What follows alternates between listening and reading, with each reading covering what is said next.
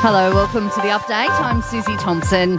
A review into the government's Closing the Gap targets is recommending Indigenous people be better involved in decision-making. The Productivity Commission review has found key commitments made under the agreement are largely not being met.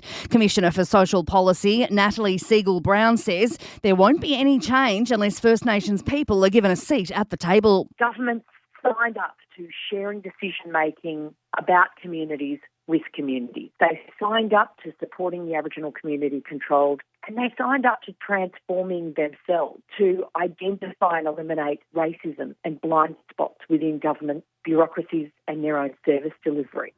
The federal government has reached a deal with the Greens and two independents for support of the next phase of its industrial relations reforms. The changes will standardise the definition of casual workers and put more safeguards in place for gig workers. Among the more contentious measures is the ability to ban employers from calling staff outside of work hours. Independent Senator Jackie Lambie believes the right to disconnect measure is going too far. I don't believe it needs to be legislated either. Well, you can already go to Fair Work if you think that, that this sort of stuff is happening and you're not happy with your employer. I sometimes really worry that, unfortunately, when it comes to the Greens, they go in complete overreach.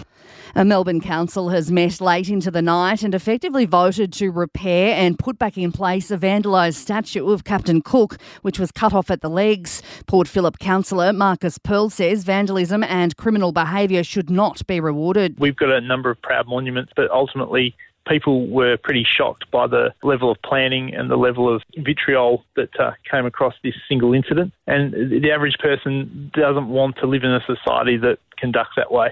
One of WA's worst high-risk serious offenders is set to be freed after more than 3 decades in jail. Kingsley Arnold Pickett was in a police chase that ended in a crash on Christmas night in 1991, killing Margaret Blurton and her baby Shane. After his release from prison, Pickett went on a 5-day crime spree that included breaking into a 27-year-old woman's home and raping her. Pickett's continuing detention order has been rescinded in a WA Supreme Court, meaning he'll be released again under strict conditions. The British Prime Minister will continue his weekly catch-ups with King Charles, but they'll be via phone calls as the 75-year-old is treated for cancer.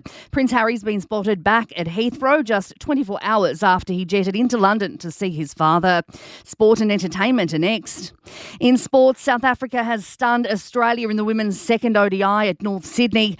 The Proteas bowling the Aussies out in the 30th over to claim an 84-run win. And the hard work of back rower Rob Valentini in the Wallabies season from hell has been recognised by his teammates. The hard-running number 8 has been awarded the 2023 John Eales Medal.